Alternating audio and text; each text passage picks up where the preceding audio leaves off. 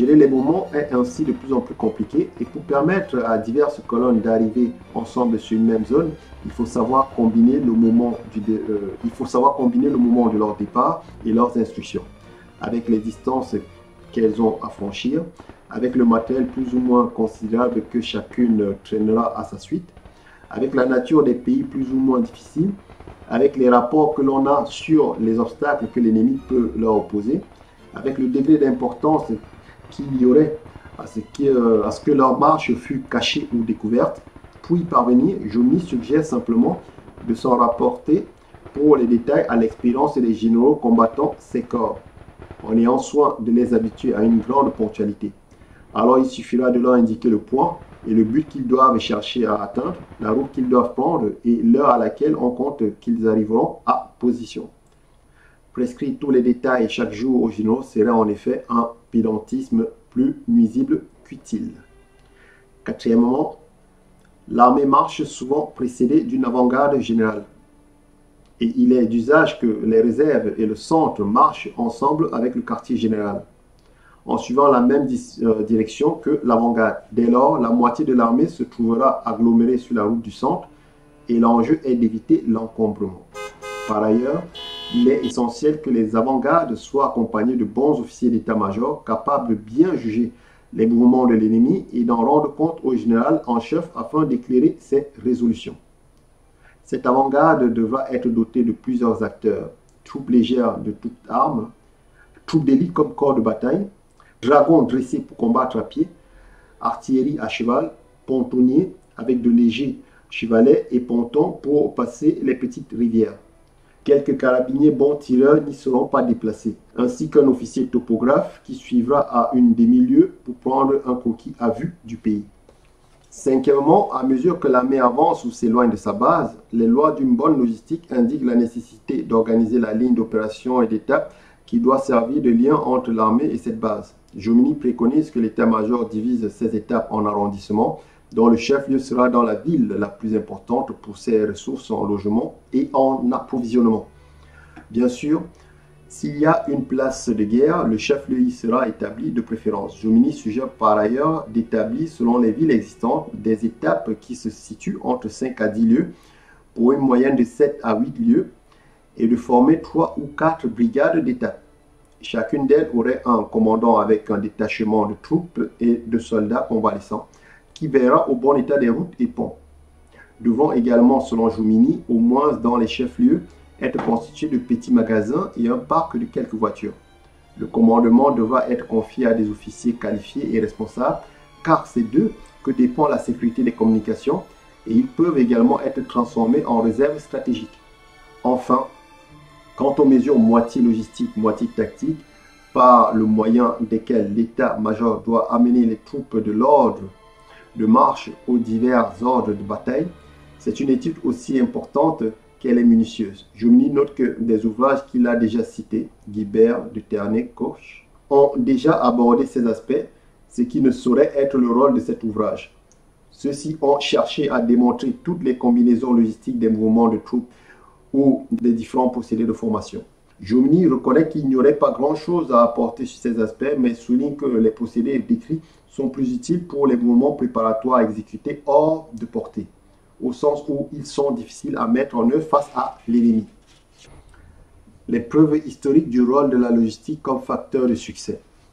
Pour conclure son article, Jomini rapporte quelques événements remarquables afin de faire apprécier toute l'importance d'une bonne logistique. D'abord en évoquant 2 succès militaires qui sont dus pour lui à une excellente logistique. Le rassemblement miraculeux des armées françaises dans les plaines de Gérard en 1805 et l'entrée en campagne de 1815. Dans les 2 cas, Napoléon sut, selon lui, faire affler sur le point décisif de la zone d'opération ces colonnes qui étaient parties des points les plus divergents. Le calcul de ces mouvements étant une opération logistique émanée de son cabinet et le fait de Napoléon lui-même.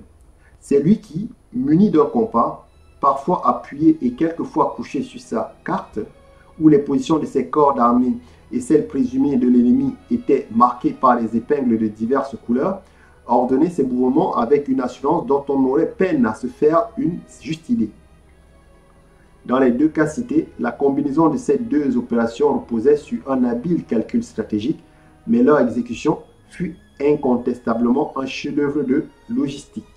Finalement, Jomini discute inversement des circonstances ou des fautes de logistique qui faillirent devenir fatales.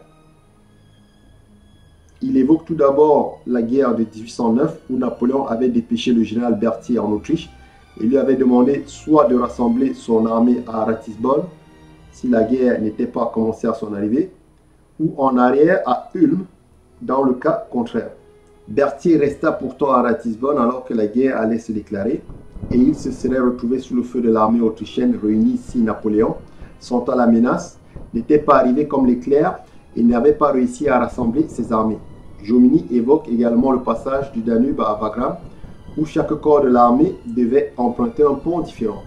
Cependant, une erreur dans la rédaction des ordres de Napoléon affecta au corps de Davout et d'Oudinot des ponts dont la situation les amena à se croiser durant la nuit, ce qui aurait pu causer un horrible désordre. Finalement, Jomini narre la bataille de Leipzig, qui s'est faite adossée à un défilé et à des prairies boisées coupées de petites rivières. Pour Jomini, il eût fallu jeter des petits ponts et tracer des chemins, ce qui n'aurait certes pas évité la défaite, mais aurait permis de sauver bon nombre d'hommes, de canons et de caissons.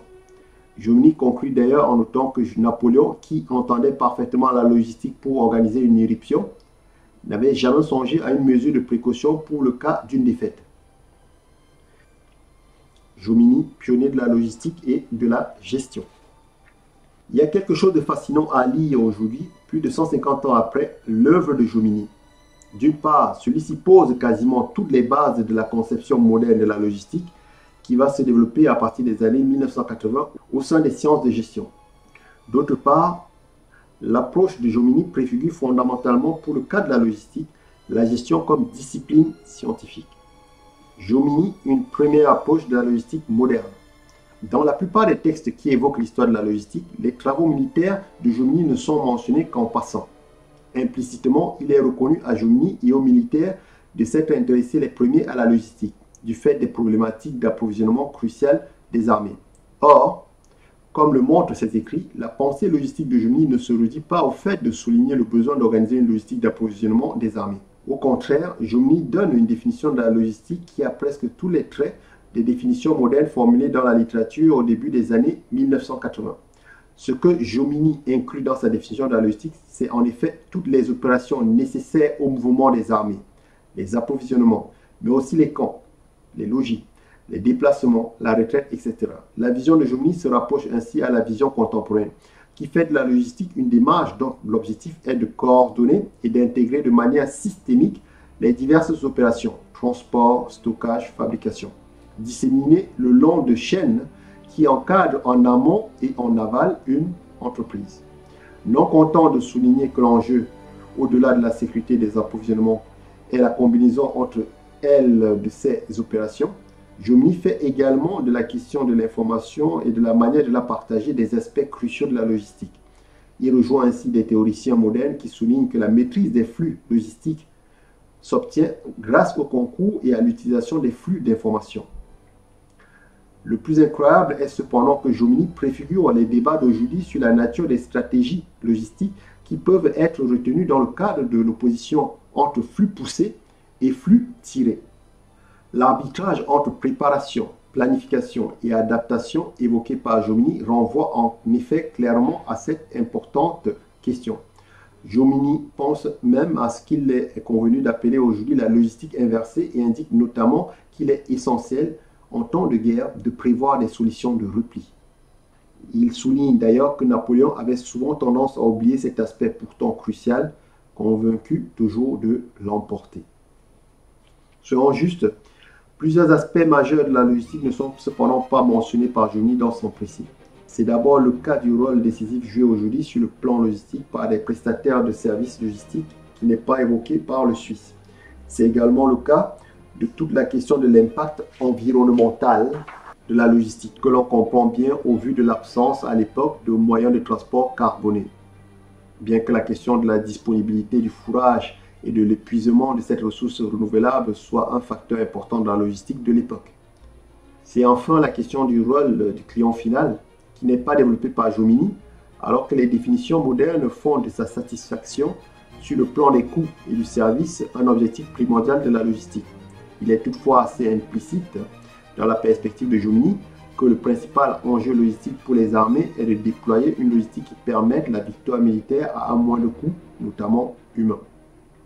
Jomini, l'un des pères fondateurs des sciences de gestion. Ce qui se dégage toutefois des textes de Jomini, c'est que, de façon plus fondamentale, celui-ci doit être considéré comme l'un des pères fondateurs des sciences de gestion. Certes, on objectera que sa démarche s'est développée dans le seul contexte militaire et a porté sur la seule logistique. Cependant, lorsque l'on y regarde de près, la vision scientifique qu'il développe au sujet de la logistique rejoint en tout point celle qui caractérise aujourd'hui les sciences de gestion. C'est d'abord le cas pour ce qui est de la construction de la connaissance logistique. Celle-ci se fait en effet chez Jomini par le biais d'aller-retour entre théorie et pratique dans une perspective proche de celle de la recherche-intervention. On y pense, Jomini écrit un ouvrage pour être embauché par l'armée, puis expérimente ses thèses dans l'armée napoléonienne, écrit à nouveau un ouvrage basé sur son expérience comme chef de camp, etc.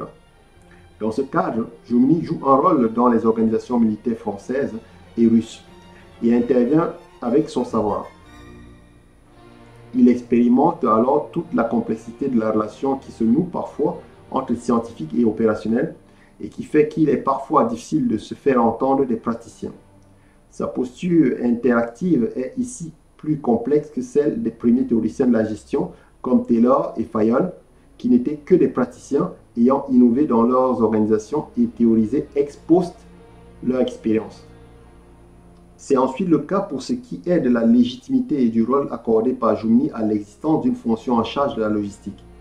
Précisément, c'est selon Jomini le rôle de l'état-major en lien avec le général en chef que de superviser et piloter la logistique. Bien avant Taylor et son bureau des méthodes, Fayol et sa fonction administration est ici explicitement justifié le rôle d'une fonction organisationnelle au sein de l'armée.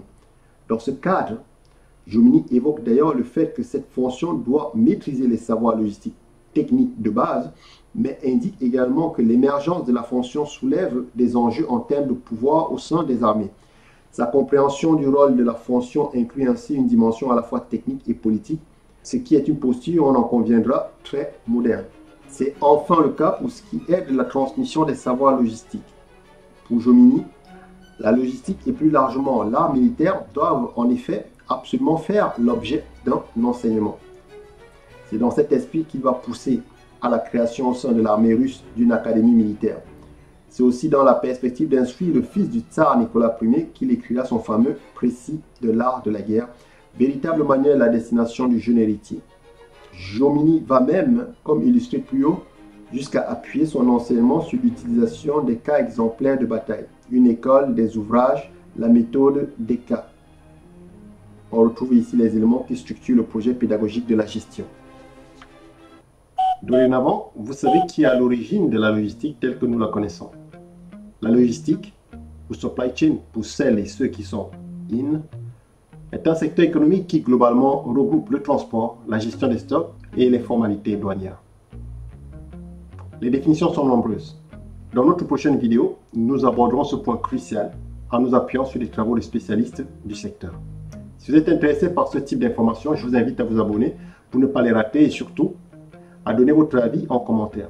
Il y aurait beaucoup à dire sur cette histoire de la logistique, mais pensez la logistique comme une science, un élément stratégique de toute entreprise, notamment entreprise de guerre, a été le fait d'Antoine. Antoine de Jomini. Il ne tient plus qu'à vous de faire vivre ce nom. Un grand remerciement à Aurélien Rouquet, professeur de logistique. Sans le travail de qui cette vidéo n'aurait pas pu avoir cette consistance.